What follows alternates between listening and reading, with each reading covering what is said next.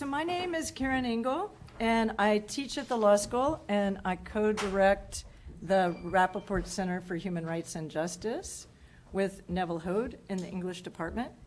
And it's our great pleasure to welcome you to this special event with Amnesty International Kenya Executive Director Irungu Houghton on Youth Protest and Power.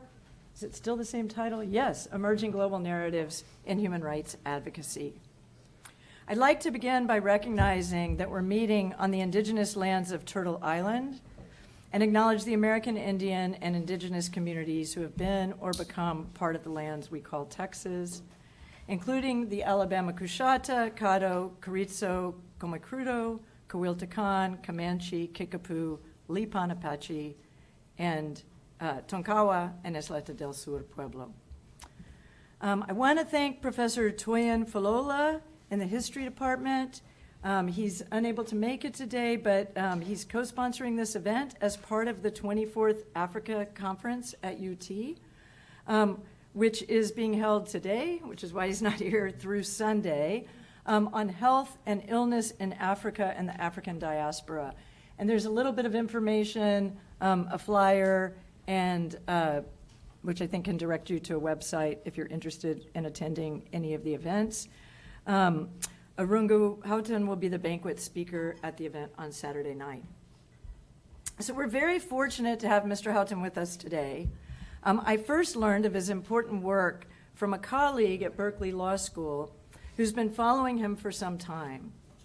And I then learned that he has family from Austin, some of whom are here today, including his spouse, Robin Emerson, who is a graduate of the UT Architecture School. So, and I gather you all come here regularly, and I think other family members are here or coming in. You all can wave if you want. So it's really terrific that you all have joined us as well. And we very much hope that this is the beginning of a relationship with the Rappaport Center. We're never going to let you come to town and not take advantage of your presence here, Irungu, and I'll say more about that in a moment. So as you all know, Mr. Houghton currently serves as Amnesty International Kenya Executive Director. As Amnesty's spokesperson and chief strategist in Kenya since 2018, he's played an extraordinary role in the investigation of and response to human rights violations in the countries. But he's also done a lot of work internationally, including within Amnesty International, to ensure that state-based organizations, especially in the Global South, have greater autonomy. And I hope we'll have a chance to talk about that a little bit at some point, perhaps in the Q&A. Someone can ask it if I haven't already, or he hasn't already talked about it. So Mr. Houghton will talk to us today about recent youth activism in Kenya, which he'll put in context with other recent youth-led movements in Nigeria and Bangladesh. I happened to speak with a colleague, and this was like totally by chance today, and not talked during the year, at the University of Nairobi. And I was like, oh, wait a minute. We actually have Irungu Houghton coming today. And she was extremely impressed and said that he had really been the voice of the youth movement when they were being brutally repressed in the country. So we didn't need that confirmation, but it was good to hear that. And also closer to home, I'll say he's already had an impact on some of our students at the Rappaport Center. So we discussed some of his work at our student team meeting on Monday, and 3 of the students presented it. And one of them, and I'm going to quote from you, Mariah, so you have to wave, Mariah Adiko wrote that Irungu's, quote, insights are especially relevant to the center's mission, which recognizes that human rights work requires an interdisciplinary approach, blending legal advocacy with grassroots mobilization and global policy engagement. And then Mariah went on to say that, quote, as someone actively involved in youth advocacy, I find his work particularly inspiring. It underscores the power of young people not only to demand justice, but to reshape governance itself. And I'm sure when we were all reading like some of the numbers and facts that you'll talk about today and that are in the paper, there's a lot going on in this country that it seemed relevant to. So with that, please join me in welcoming Irungu Houghton.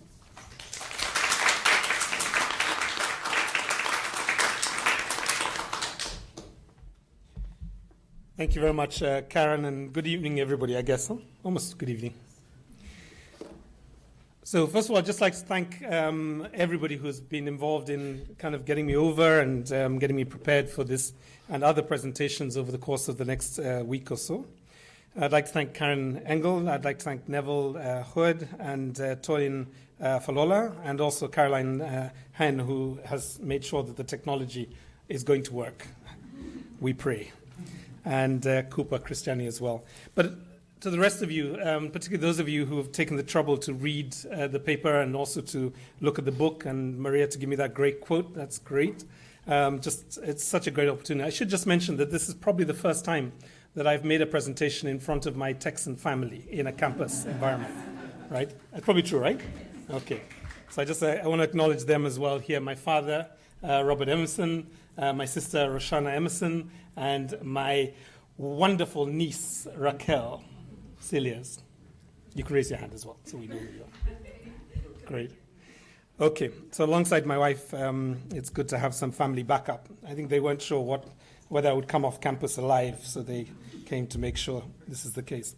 So the presentation I'm going to make is really a reflection, which developed around what happened in Kenya last year, and it was really a significant moment for many of us. But I began to think that alongside Nigeria and Bangladesh, that there were a lot of cross-country learnings that we could draw from this. So I'm going to just go through the paper very quickly for those of you who haven't heard it or read it, and essentially talk a little bit about what I think are some of the lessons and insights from youth organizing. Now, for people who have been studying youth activism or even just the state of the youth in the world today, you typically come across literature that either reflects the youth in terms of an employment problem. They talk about the youth bulge. They talk about the instability that comes with young people not having enough work or a livelihood. There's also been a narrative that's been growing around youth, global youth activism and how this is important. And I think a more interesting one has been around what they call the youthscape, this idea that that there is a world that is being created sometimes very visibly, sometimes invisibly by young people. But this is really a paper about social movements, and it's a paper about how young people who were significantly worried about what was happening in their country in terms of governance, corruption, and the cost of living, how they began to take charge. And I want to make the argument that we have to start seeing young activists and young youth movements as essentially constitutional movements, as we have seen in the case of these three countries. So I'm going to go through this. If you, I guess the starting point in some ways, I did want to start here, and it's Martin Luther King, I think, is probably about to become mandatory reading for all citizens in the United States of America yet again, if not Malcolm X and a few others. But I think this quote for me is slightly twisted towards Kenya, Bangladesh, and Nigeria. Really gave me a sense of what is it that was, I guess, so vivid in these two countries over the last year. Allow me to just turn to the broad strokes. If you go to the Civicus 2024 State of Civil Society and you look at the analysis they do, it's fairly depressing reading. You've got something like about 114 million people who are internally displaced, and of course the most graphic of that has been in Gaza.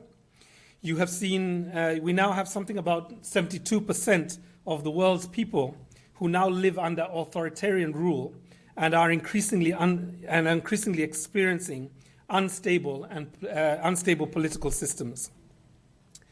118 countries, I imagine this in the context of the United Nations, 118 countries are now actively restricting free expression, free association, and free assembly. The impact of this is felt primarily on women. It's felt primarily on non-binary persons, or people who identify as non-binary persons, refugees, and poor people. The laws that were created over the last several decades are increasingly now being challenged in courts. In the case of Kenya, we've seen a number of cases, sometimes even led by women, challenging women's rights. For example, female genital mutilation has been banned for several years now, but we saw 2 years ago a women doctor appeal to the court that actually FGM, prohibiting FGM was essentially infringing on women's rights. And we're starting to see, backlash and I guess a blowback against laws that criminalize sexual offenses as well.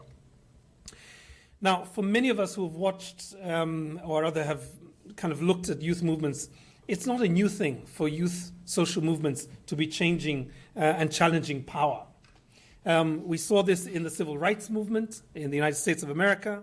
The whole national independence movements, whether they were in Africa or in Asia, were built around young people. Many post-independence leaders came to power in their 20s and 30s, right? So this is not new. But I think what I want to argue is that Nigeria, Bangladesh, and Kenya offer us an opportunity to re-look at something that is extremely contemporary today. In these three countries, we have seen a number of different, explosions, if I can put it this way. In Kenya, we saw 1,800 demonstrations take place in 2024. What is that every day? That's 4 demonstrations a day. It happened in about 3/4 of the country, and millions of young people were involved. The catalyst or the trigger for this was essentially a punitive finance bill. Now, you have to get the significance of this. This is the first time in the history of Kenya that anybody has rioted, demonstrated, protested, or even written memoranda to change a finance bill. It's just not the sexiest thing for any human being to do, except the people who benefit from the corrupt deals. So this was really significant. There were thousands of memoranda that were written to try and change the finance bill in Kenya. The memoranda were received, the members of parliament deliberated over them, and then proceeded to pass the same finance bill unchanged. In spite of articles in our constitution that essentially require governments to do public participation. So what you saw was a spontaneous explosion of anger that tipped thousands of Kenyans into the streets on that day that they invaded the parliament, 25th of June. In Nigeria, 2 months later, what you saw were what they called the Days of Rage. Under the banner of End Bad Governance Nigeria, hashtag, and hashtags are really important in terms of this new phenomenon. Protests took place in 29 out of 36 states and the federal capital of Nigeria. In Bangladesh, you saw 358 protests, or nearly 6 protests every day in just over 2 months, the months of June and July. In the case of Bangladesh, unlike to some extent Kenya and Nigeria, the issue was not so much cost of living, although that was really critical, but it was really triggered by a quota system that had the government essentially prioritize for government employment the descendants or the children or the grandchildren of the freedom fighters that had led to the independence of Bangladesh. This was essentially a quota system that was now considered to be discriminatory and, punitive. What happened in both countries? You saw 22 protesters killed in Nigeria, 65 in Kenya, and 1,400 people killed in Bangladesh. Much of the violence was excessive. It's been very well documented. It was state violence led primarily by police officers, in some cases the military as well. But you saw a number of deaths that in many ways should not have happened. One of the casualties was a young man by the name of David Shege, a Kenyan. He was a university, he aspired to go to university. He specialized in IT and mathematics, and he was about to depart for Germany, where he had managed to get a degree. And many of us, thousands, if not hundreds of thousands of Kenyans, watched his very soul leave his body on national television live as he was shot in front of us. 4 young men stood. I was going to show the video. I was going to not show the video. I was going to show the image, but I thought even that's a bit too traumatic. But let me just give you a sense of what that was like, just to watch it in the different spaces that we were. 4 comrades, students, leaned over his body and started singing the national anthem. And they held a flag over his body. And that image is probably the most vivid image among many of what happened on that 25th of June. The difference between oxygen and tear gas, and in that case, is like about a minute in a Kenyan demonstration, right? So you can go from the average 21% oxygen in the air to 98% tear gas in about a minute. And that's what happened to David and a number of the comrades that were on the street that time. So it's important, I guess, as we contextualize the numbers, that we really get a sense of the impact on an individual and, of course, his family and the community and the whole nation that watched. Let me share a couple of lessons before we open up for conversation. So the first lessons, I think, go to governments and go to political parties. Why did this happen? Like, why was this such an unexpected and uncontrollable set of rebellions? The first is that states, and I guess this is the case in many other countries as well, that states have failed to recognize that young people have opted out of formal political engagement, right? They are now interested in much more informal ways of working. Let me illustrate this from the Kenyan context. Hundreds of thousands of young people repeatedly went to the streets over the period of those 2 months, not knowing whether they would be like David and not come home. They didn't know whether they would be killed, they would be maimed, or they would be arrested. But hundreds of thousands continue to come to the streets. Yet if you go back 2 years, just barely 2 years before that, those children, those young people, those teenagers, 6 million of them between the ages of 18 and 24 who were eligible to vote didn't get out of bed to go to the polls. Now, what does that tell us about the speed of conscientization that can happen in countries? The study that has been done by the Inuka Kenya Nisisi report suggests that 4 out of 5 young Kenyans do not engage in any political activity whatsoever, and they know that democracy is based on public participation, right? So this is the first, I guess, the first lesson. The second one is, what is the nature of politics in, I would argue, Nigeria, Kenya, and Bangladesh? It is highly commercialized, right? Many of the rallies are essentially sponsored. We have what we call casual rally participants. These are casual workers.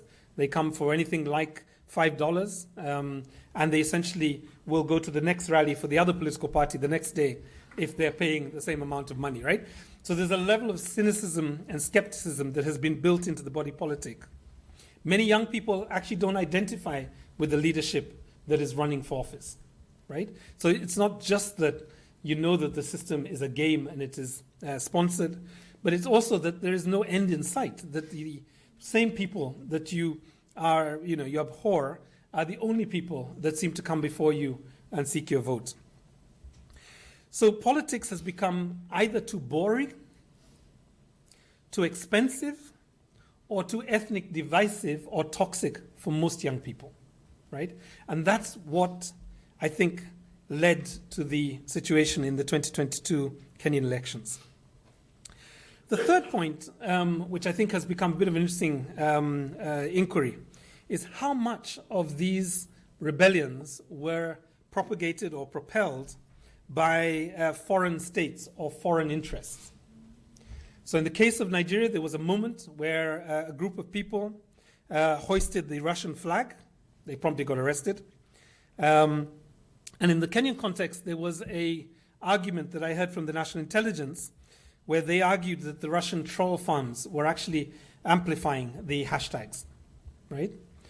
But it is fairly safe to say that the three rebellions, they were primarily homegrown, right? They were brought together by people domestically, and most of the international interference or the international influence seemed to have been around trying to message to President or Prime Minister Tinubu, Asina, and Ruto to exercise restraint, uphold human rights, and dialogue with the movement. I think that the fourth point I think that it's important to kind of bring in is that we now are seeing the power of digital technology and mass-based technologies and platforms in their ability to not just tip people into a certain mindset, but actually to tip them into the streets. When I wrote the book Dialogue and Dissent, there was a kind of a binary that had been created that suggested that you're either an activist behind a clicker, what do you call it, a laptop, or you are an activist that goes to the streets. And somehow those two things were very different. What we saw in 2004 is both of those came together, both in terms of the platforms, and TikTok really, I think, has now developed a power that is important to study very closely, right? The Kenyan context was slightly different from Nigeria and Bangladesh in that we also saw abductions or enforced disappearances. So close to about 89 young people, either bloggers, protest organizers, were essentially abducted, detained, and tortured by anti-terrorism police units. And some of them stayed in for 32 days before they were released. And I think that's been, a slightly different feature on the Kenyan side that has been very worrying. The obvious question I think we have to ask ourselves, and I'll come to the last question, is, was this all worth it? Like, was there any movement, any achievement that any of these three social movements managed to make? The first, I think, in the context of Bangladesh, you saw the government concede to the quota reform demands, so they were initially set aside. They then called for the resignation of the Prime Minister, and then finally, the Prime Minister was forced to flee the country, and an interim government was installed, right? So that's probably the most vivid sign of the movement's capacity to hold the state accountable once it had lost legitimacy. In the Kenyan context, the president was forced to withdraw the finance bill. He had to dissolve his cabinet, accept the resignation of the police inspector general, which I was personally very happy about, as I had called for his resignation weeks before. And fourthly, he was forced to commit to listen to and act on public concerns. So one area of focus. In the area of Nigeria, the curfews were lifted, several protesters were released, and the government basically promised to make further reforms, which didn't happen. I think most notably, the two demands that the movement made that were not, responded to, was the dropping of the reintroduction of petrol subsidies to bring down the cost of petrol, and also to essentially raise, to help staff reduce taxes and therefore reduce the cost of living. I think for civil society organizations, there have been a number of lessons, and I'm just going to touch on one.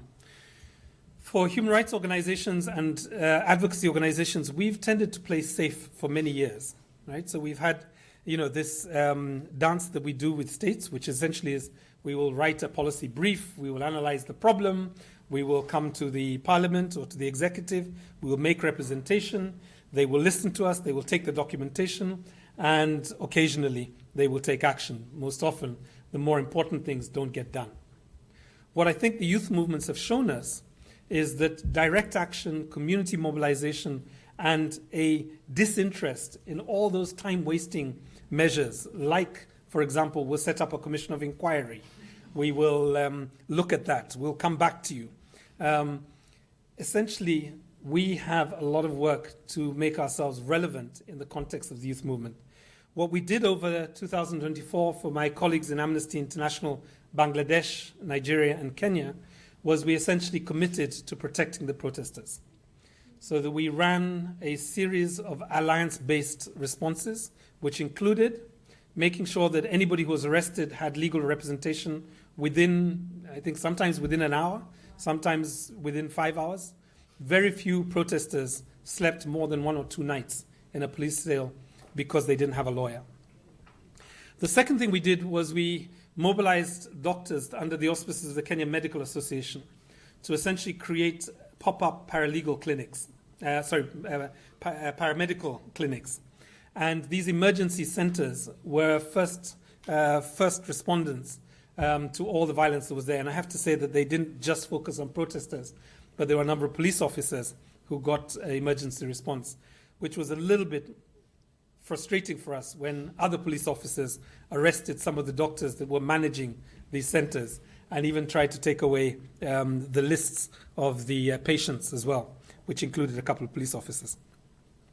So I think for us, in Amnesty, I think we're seeing something that is really quite novel and quite exciting, particularly for countries in which there has been a real concern that the level of political awareness, the level of public participation by young people had been dipping for several years. And I think this is probably the good news, not just for these 3 countries, but for here in the United States of America. Thank you very much.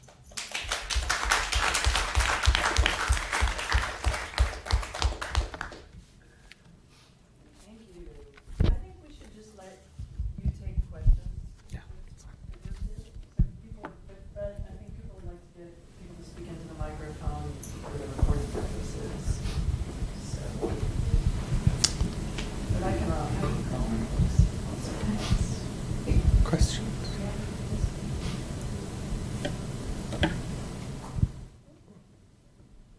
Is it possible to we'll take 3 or 4 at a time? Yeah. I had a question. You talked about the youth being frustrated, or I was curious if it was more frustration or lack of awareness with the way the human rights organizations will operate with their processes behind the scenes. And I was thinking it feels kind of like a black box where maybe they just don't know what all is happening, and so they want to take to the streets and do direct action. And I was curious if you think there are any places, like aside from changing the processes and being more direct, if there are any communication measures that can be taken to sort of help make people more aware of what's happening with these human rights organizations, those longer term processes. Great. And maybe if folks can say their names before. Ella. Hi, I'm Selena, and I had a question because you had previously stated that we should essentially see youth movements as comparable to kind of constitutional movements, and I think that's incredibly powerful, but I'm also curious about what your opinion is on if they're able to create any lasting impacts or changes that can compare to a constitutional movement in that country. Thanks.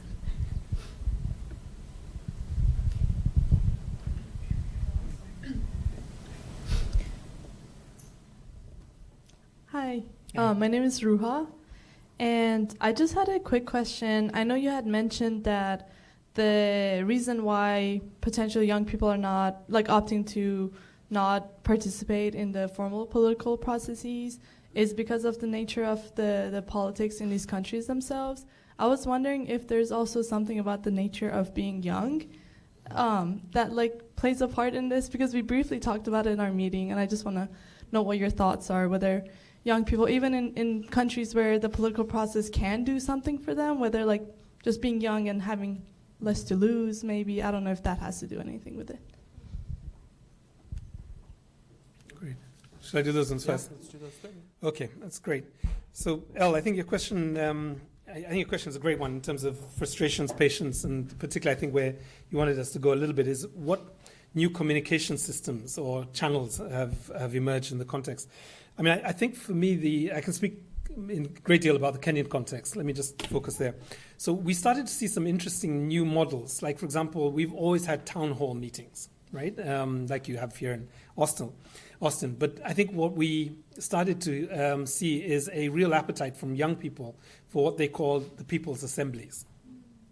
So probably about 25 of those took place in the first 3 months of the 25th June storming of Parliament. And many of them were self-organized. And they began to take on thematic issues. So, for example, concerns about the funding of public universities was one major theme. The other one was on on the social health insurance fund as well. And then there were others, like on abductions and the right to assembly and what are my rights as a protester and so on. So that's one area. The second one was X Spaces. Are you familiar with X Spaces? Haha. Okay, so this is Elon Musk territory, right? So it's X, okay? All right. I should say I'm not promoting X at this moment, but there is a format that you can use on Xspace, which is like Facebook Live, where you can log on and then just debate, right? And Kenyans saw probably an explosion of X Spaces over that period. And some of the meetings, would go on. It's literally like being on a radio show, but with the capacity to just request the mic, join the conversation, and then come off and doing whatever you want. So people were washing dishes and on X Space, people were gardening, people were walking. I mean, it was just great. But it would go on for hours. I mean, like literally 6 to 8 hours discussing the state of corruption was one of them on a Sunday morning, right? And you're talking about thousands of people on this device. So I think, these digital town halls became really interesting. Now, unfortunately, it's begun to taper off. Like, it's not as intense as it was then, but it was very important. The third one was something called Zello. Who's heard of Zello? Okay, please write this down because you might need it in a state near you.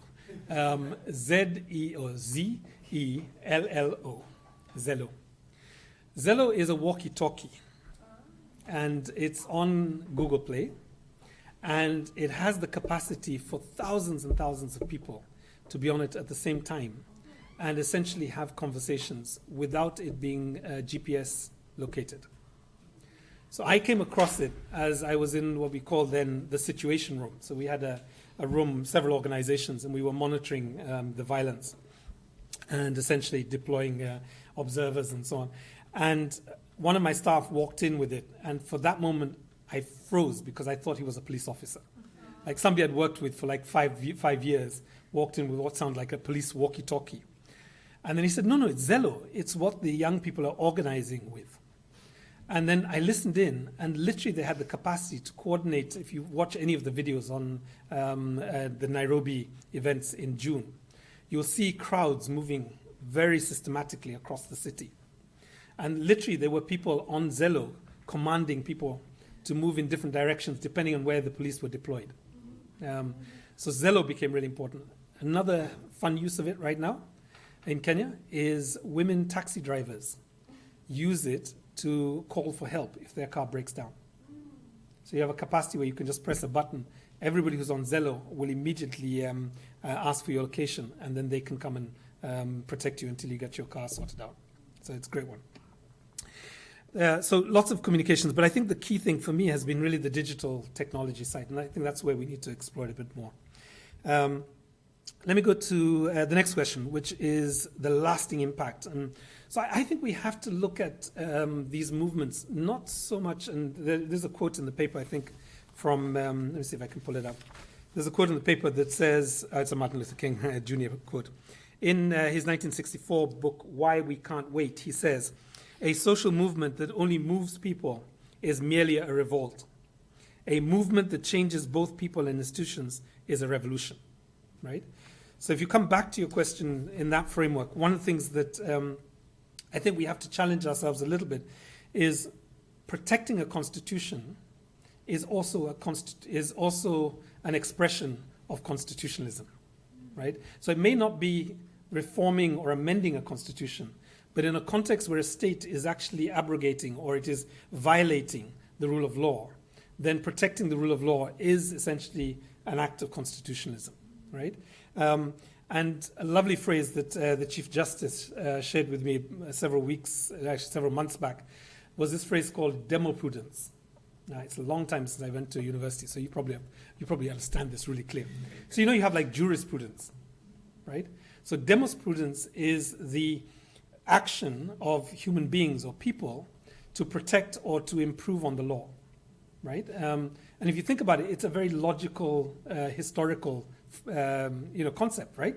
Because everything that is bound in law at some point was a demand, was a challenge against state authority, or a demand for freedom, right? So I think that's the phrase that that's kind of my understanding of this movement. But I don't think we have seen. And maybe Bangladesh will come the closest, because with the transitional authority, there may be a demand for more legal reforms. In the Kenyan context, it's actually dangerous to open up the constitution, because the current leadership voted against the constitution, and secondly, has displayed a disinterest in upholding the constitution, but rather weakening it and weakening the institutions that can protect it. So I think for the Kenyan context, you're not likely to see this translate into a demand on constitutional reform. But let me turn to the third one, which is the issue of maturity. I mean, yeah, I guess, so there's this phrase about, we started off as communists in the first grade, and then in the second grade we became socialists. Then we discovered that actually there's a thing called mortgage and and a loan, right? So then we became like social democrats. And before we got out, we were like conservative, liberals. I mean, you can do that analysis, right? It's partial, and there's some truth about it. But I think what we've seen in the case of the three countries is something a little bit different for me, right? Which is you can't not admire the level of courage it takes in some of these images for people to come out onto the streets knowing that they're going to be shot, could be shot, knowing that they're going to be tear gassed, very likely, and thirdly, that they are highly likely to be arrested. And then you come out day after day after day. And let me just put a bit of personal context into this. Our sons were in the streets, right? And politely told me on the second phone call, when I was trying to give them advice because I was listening to Zello, they didn't have Zello.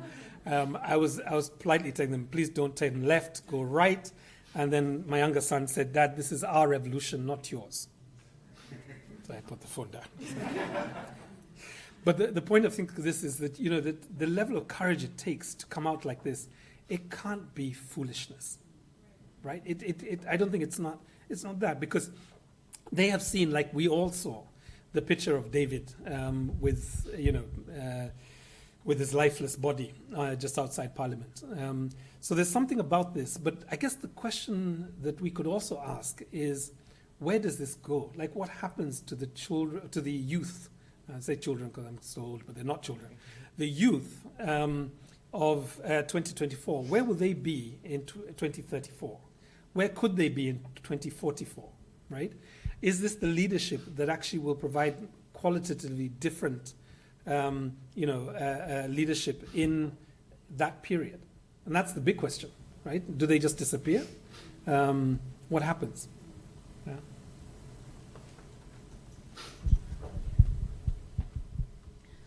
I just wanted to get a sentence or two from you to comment on the current parallels I see between the three countries you just platformed with the one that we're in right now. Students are getting deported, arrested, zip-tied, all the horrible verbs you could insert here. And people still, I think, classify America as like a hallmark of democracy, a hallmark of a country that resists against all these authoritarian forces that we're seeing enforced upon students. So the youth that, age range is similar to the youth that you put comments on. So, I just wanted to hear your opinion on that. Hi, my name is Isabella, and I wanted to know if there are any other past primarily youth protests that in other countries that you guys are looking at, because you mentioned how there was a lot of distrust and formal processes for all of these youth that are suddenly very active. But moving on from these revolutions, how, kind of like you ended with, how can there be lasting and effective change? I think a little bit because of my background to the Hong Kong protests and the Taiwan protests. And elections don't come all that often. And in 10 years, like, some things have changed and some things haven't changed that much, and not necessarily for the better. Through the legal system, it's a slow system, and the youth grow up.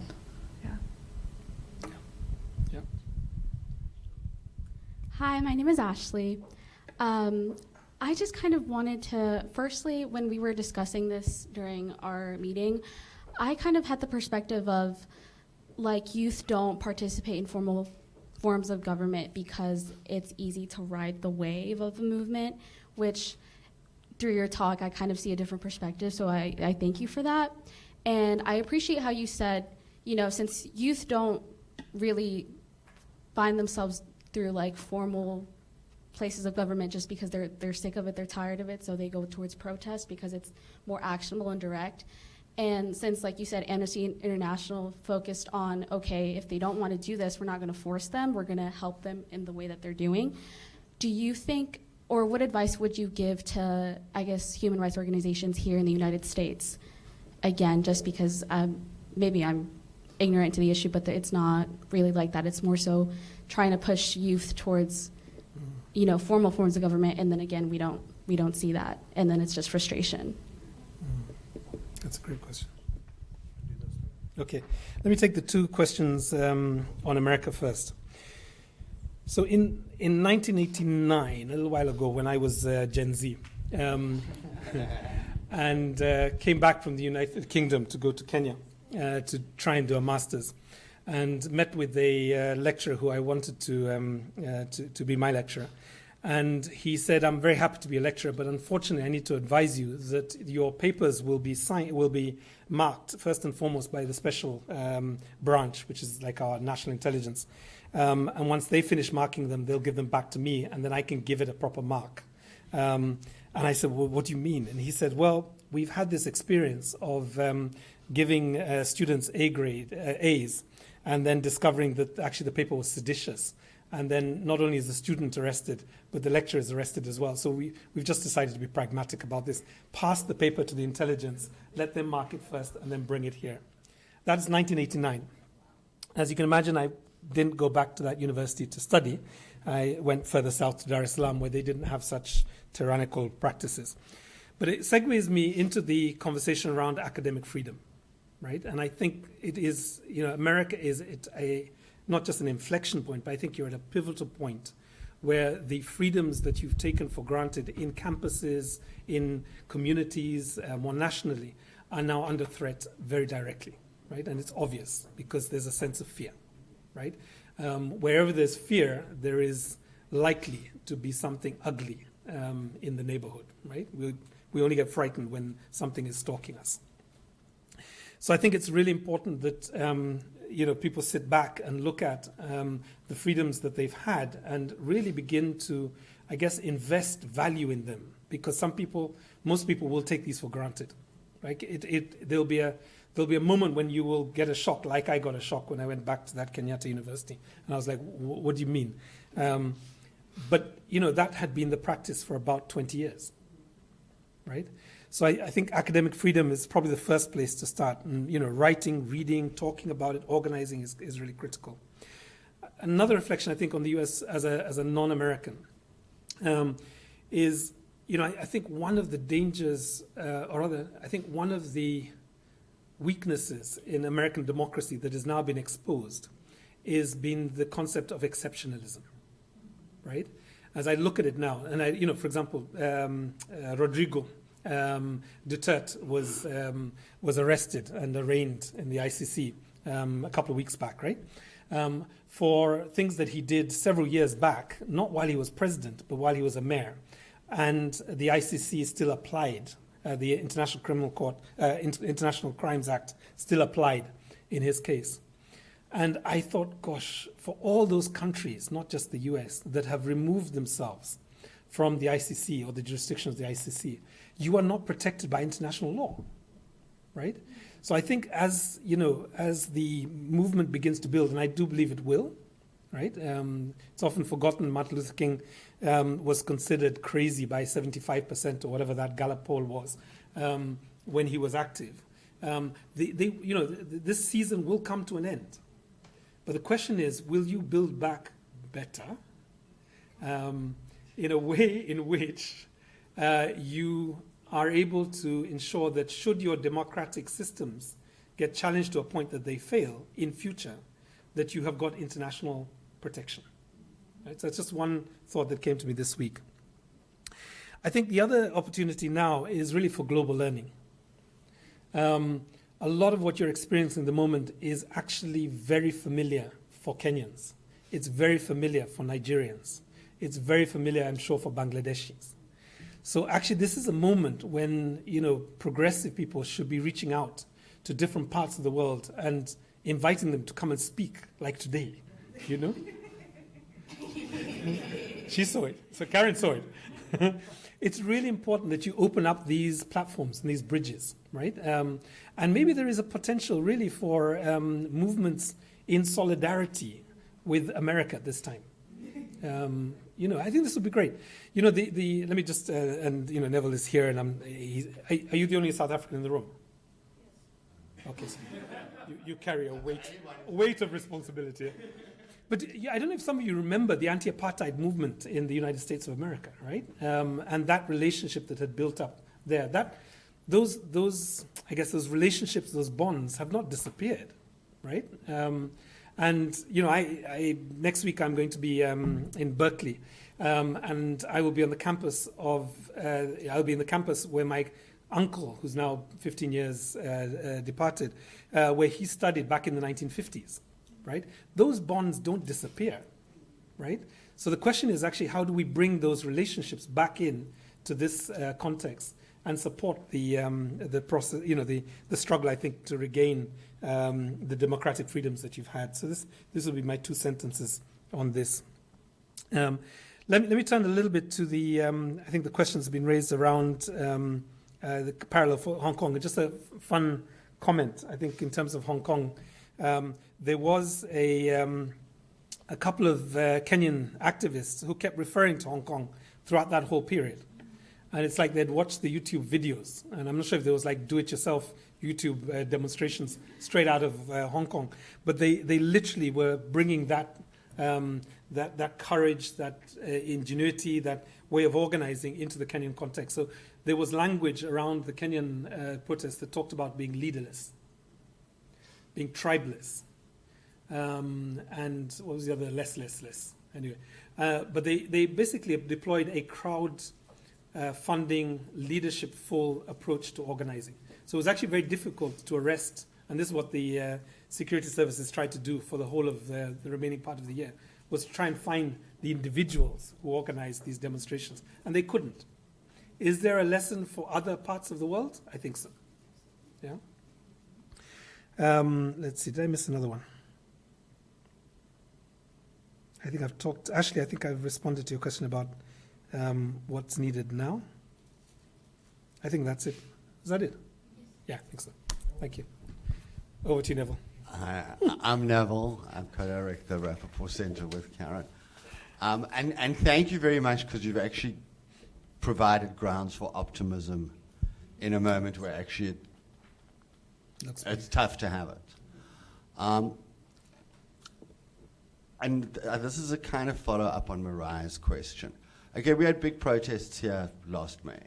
They were clamped down I have not seen so many police on campus since 1989 in Johannesburg. No. I mean, it was quite something to see.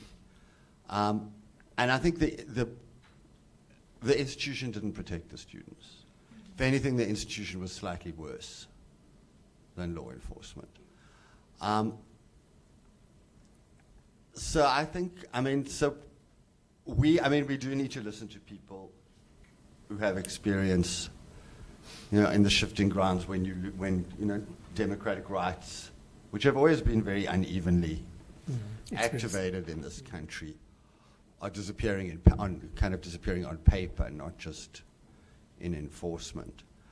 So I'm also just, so I suppose my question is about backlash and sort of being on the back foot when it feels like direct action is not working. We're in a media landscape of massive disinformation, and everybody's in a different information universe. And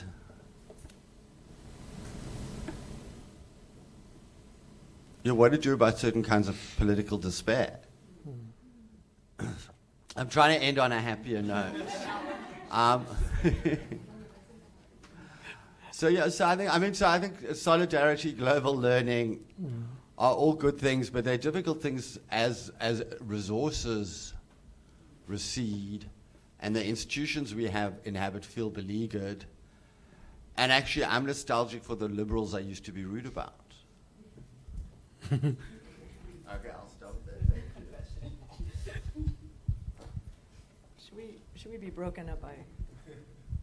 Well, okay, I'll ask. I actually had a backlash question, but I have another question that would get into a little bit more about the role of Amnesty International and other human rights groups in relation to the protests. So I thought it was really incredible, your description of some of the work that you all did, and obviously we're listening on everything and watching, and then getting people out of jail and getting folks medical care. I'm wondering how you connected, so I guess maybe there's two parts to this. One is, the paper is, obviously it's you're covering a lot in a few pages, but there are different descriptions about what it was that the protesters wanted or what they were protesting. So I mean, we have the finance bill in Kenya, but in the other, right, it varied. And then it sounded like sometimes it shifted. So it would start being one issue and then it would be another issue. And that all fits with the idea that there's no formal political process that youth and others feel that they can appeal to. But my sense of Amnesty International in Kenya, just reading about your work, which is so expansive and what you write about, you all are covering economic social rights as well as civil and political rights. You're thinking about the long-term economic inequality, racial, religious divides, everything, some of which are brought up in the protests and some not.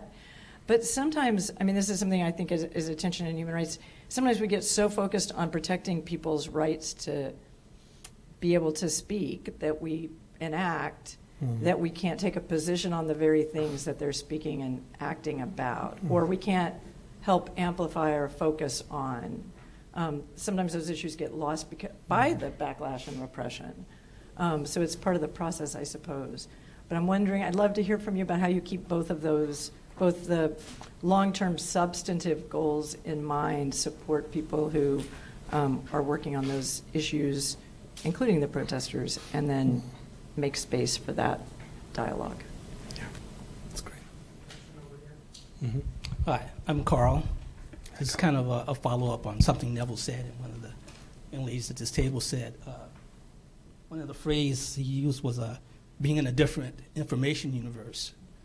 And I think, sometimes our youth are in a different information universe. 'Cause I moved to Austin in '95 when the internet was invented. So none of my sisters and brothers are able to spy on their sons or daughters like you can. And I'm also thinking, even in this United States, richest country in the world, we have a digital divide. We have people in the city who don't have computers, don't even have a phone. So I'm wondering about the demographics of, the youth protesters. I would imagine in a lot of these places, there are a lot of youth that are, farm workers or laborers that don't have access to these platforms, and even sometimes, even when the older people like me or my siblings, we have computers and laptops.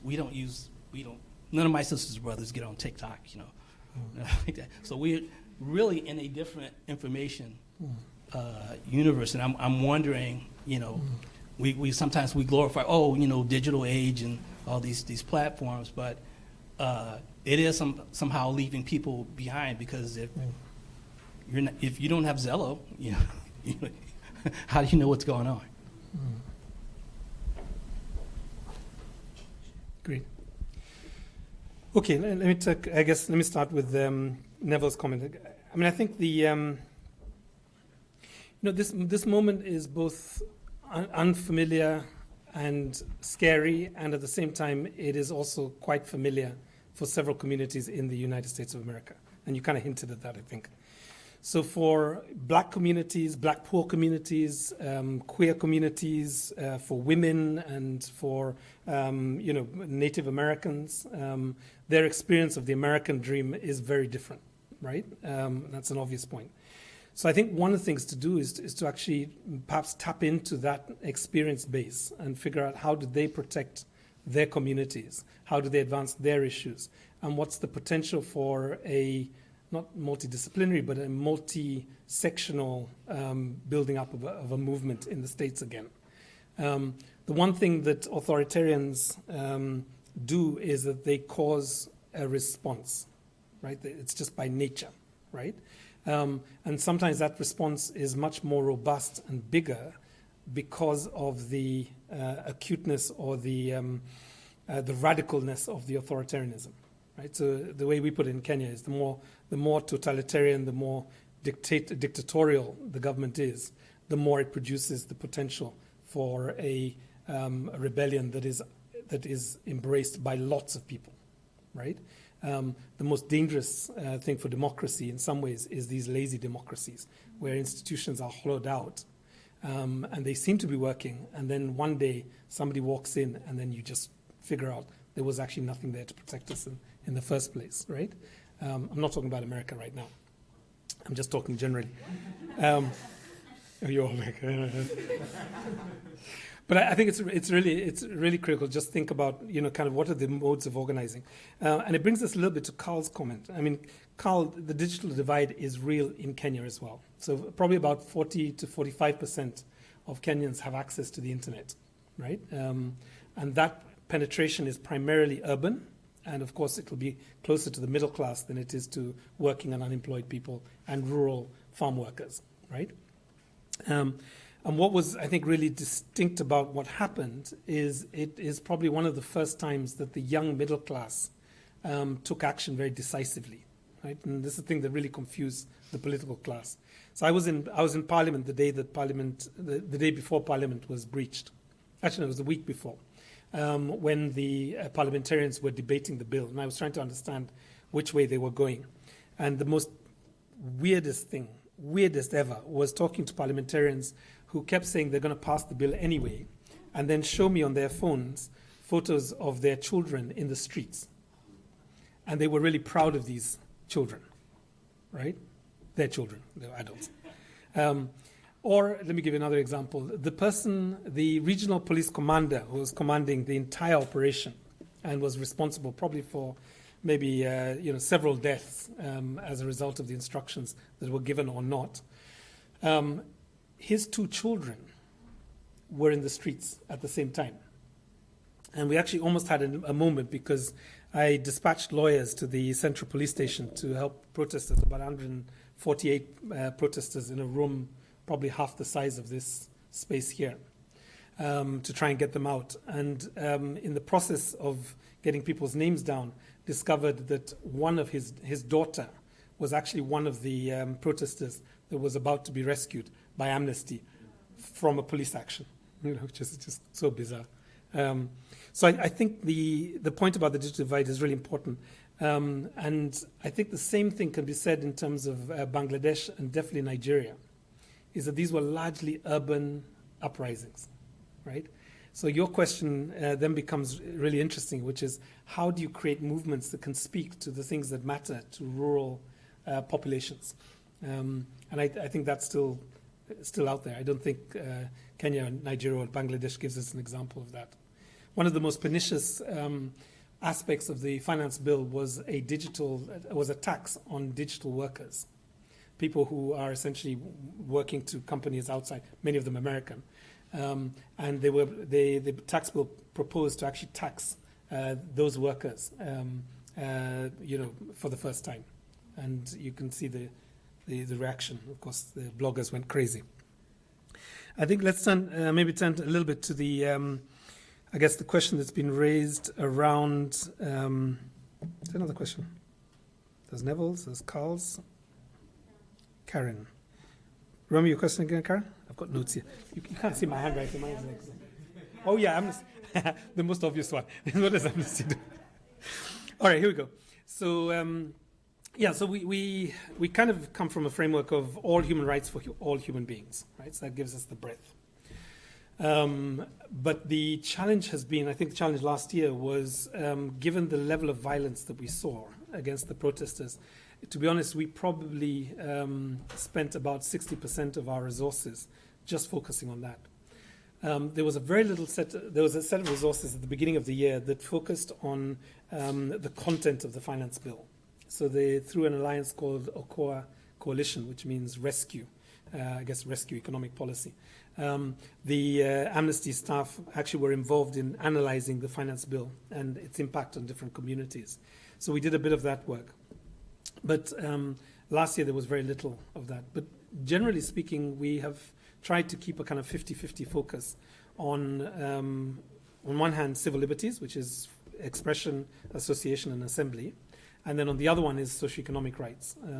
But increasingly now what we're finding is that the work we used to do on, for example, the right to health is becoming less urgent in some ways than the work we need to do in the rising homophobia that's coming around a hate bill that's going through Parliament. So again, we might find ourselves being shifted to protecting the human rather than what the human wants to come out of this. So it's a bit of a struggle. But I think, and I wonder what's going to happen with Amnesty USA. I've seen their campaign plans, and they do have quite a robust response on various issues, including academic freedoms, campuses, and so on. And they are thinking of a movement building. I think they learned quite a bit from probably a less than optimal response to the first administration of Trump. So I think I see a lot more energy. And of course, in that first administration, probably the institution that I was really, besides Black Lives Matter, but the institution that I was really, kind of inspired by was ACLU, right? Who managed to grow their way out of all those, human rights violations into a very bigger institution. I'm not sure quite where they are now, but I keep seeing lots of lawsuits. So I don't know if that helps you a bit, but I think we probably need to grow ourselves a bit bigger.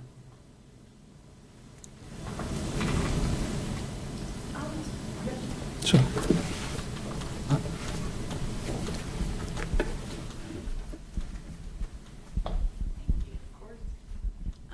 Thank you very much for being here. This is fascinating. I would like to get your thoughts and opinions about globally. I mean, I believe that we in America, there's so much we don't know.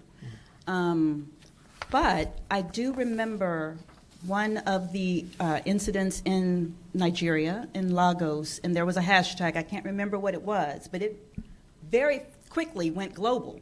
And it was hashtag end SARS. In SARS, yes. But my point is it global immediately. So we know that we have the capacity. What I worry about is that when you talk about human rights and civil rights, in places where we thought democracy was embedded, places like the United States, France, Germany after World War II, we're seeing a movement toward away from human rights. And so for someone like you, how do you continue to try to do the work you do even before? How can you think about the youth if you see this is where this is going? And that's my opinion. I feel like I see that this is where it's going.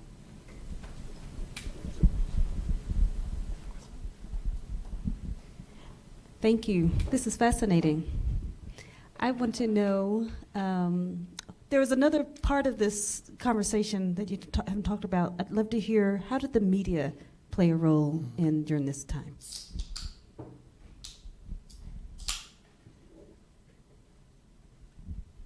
I have a question, actually. I get a finally. While I have the mic. I'll use both microphones.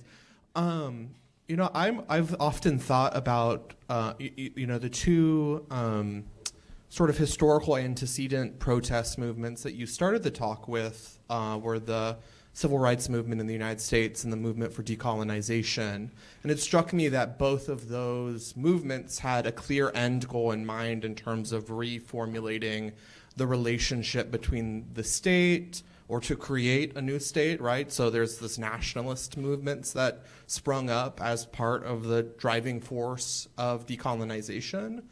But as we talk now and we see so many young people, disassociated from these state institutions, fed up with formal politics, I often wonder if these youth movements are moving us towards a world where there's a much different institutional sort of way of relating to one another beyond the nation state. But then, as you were talking, and then sort of described the situation regarding David and being draped in the flag, that seemed like a completely different way of thinking about how these movements related to between this youth uprising in the state. So I'm wondering if you can talk about the visions of the nation state that have been emerging from young people and whether they sort of seem to be moving in the same direction or whether it tends to be really contextual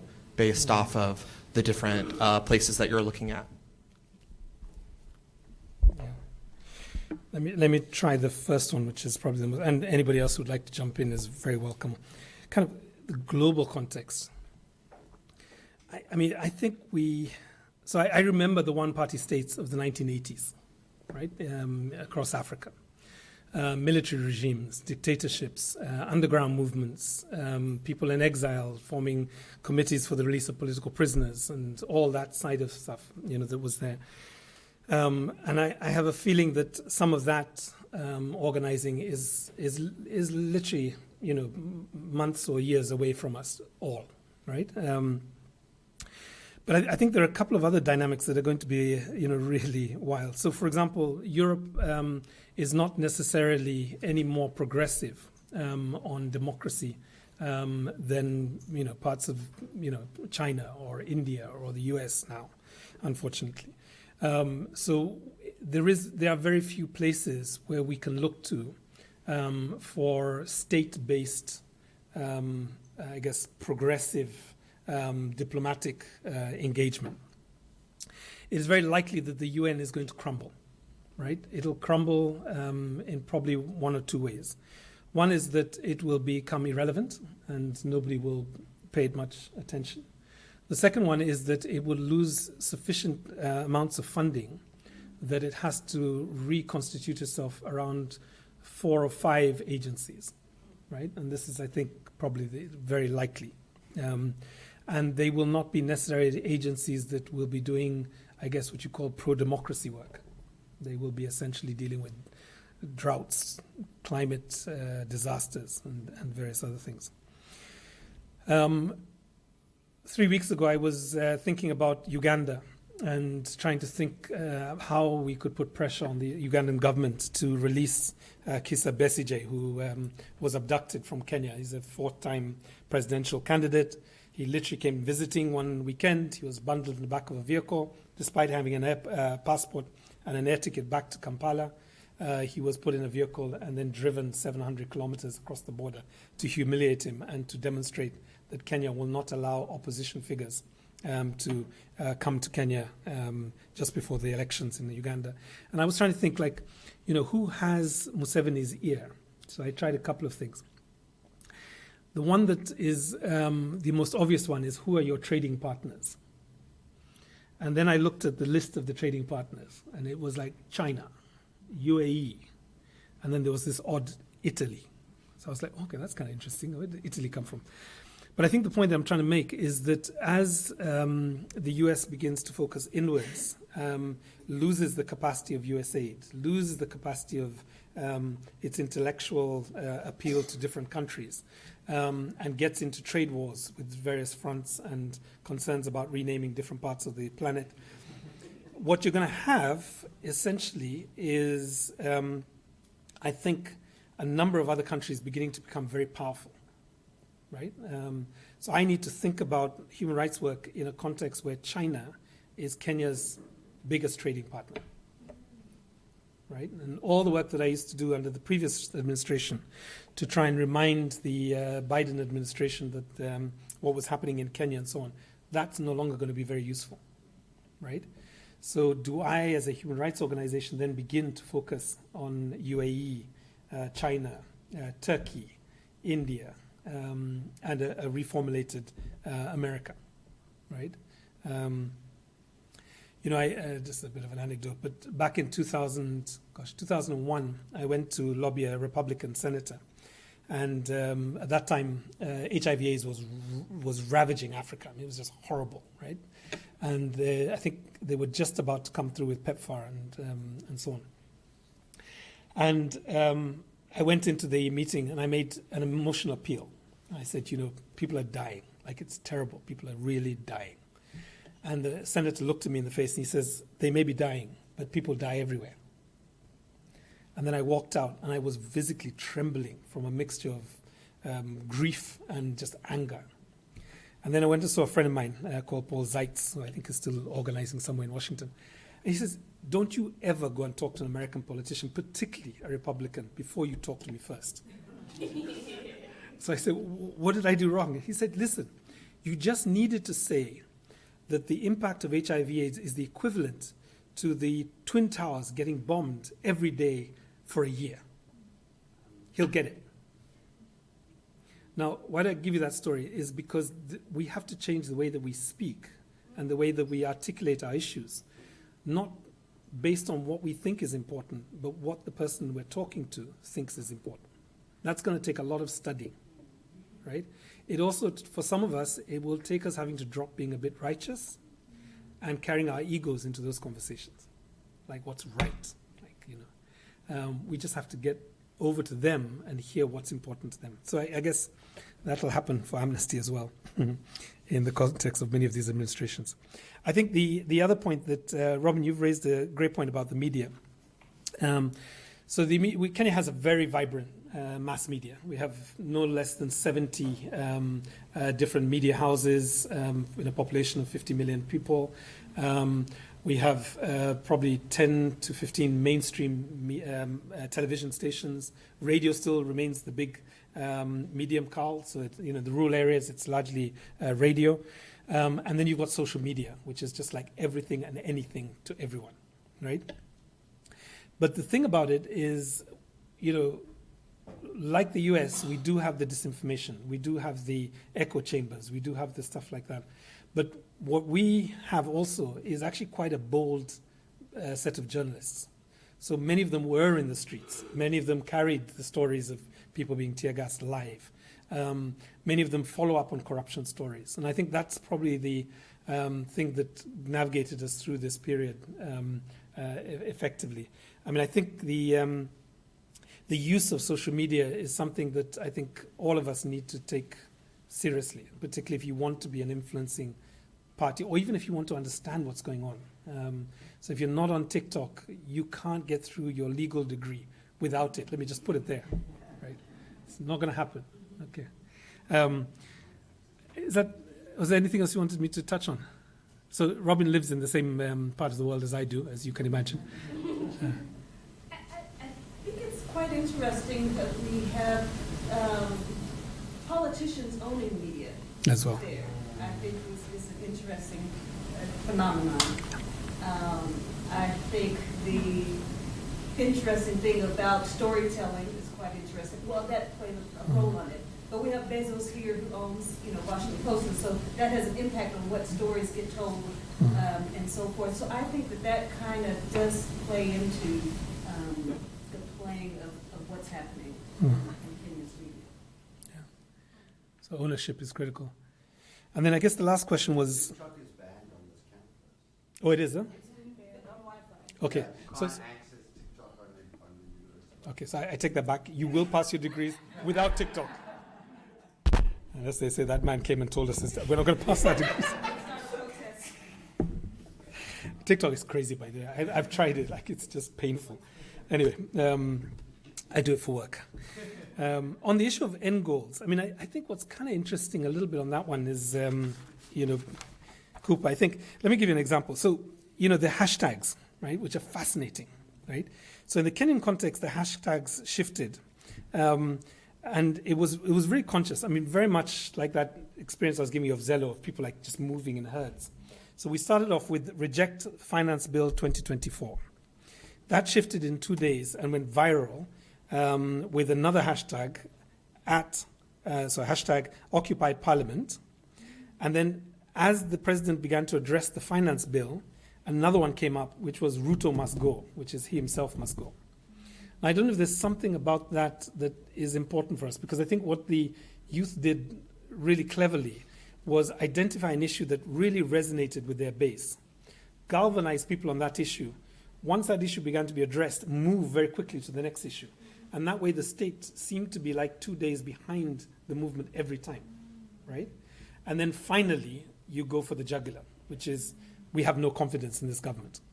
Now, I don't know if there's lessons for other parts of the world of doing this, because I think in some places, particularly where an incumbent may have a sizable number of people who support him, that actually going for the jugular initially will not work. But I think people have to see the policy misadventures. They have to see the backlash that come from bad policy and bad action. They have to see the misbehavior, and then it begins to develop a bit of a momentum. So I don't know if that's helpful in terms of whatever, but I think the old way of organizing, which was, if you, I don't want to pick on South Africa again, but the Freedom Charter, right? And everybody said, okay, that is the constitution that we're going to develop. And then you had successive movements building up over decades, almost a century, of organizing around this idea, or not a century, but several decades. I don't know if that organizing is possible anymore for some reason. I don't know why. It just doesn't seem tactically viable, right? But I see this thing of, this policy adventure, this policy misadventure has had an impact on millions of people. What a disaster. Organize. Move to the next one. Move to the next one. And then you get a bit of a groundswell. Yeah? And I'm happy to take any contrary view on that one. Including, TikTok must be brought to UT. That could be your moment, right? Yeah. All right. Wow. That was a fabulous talk. And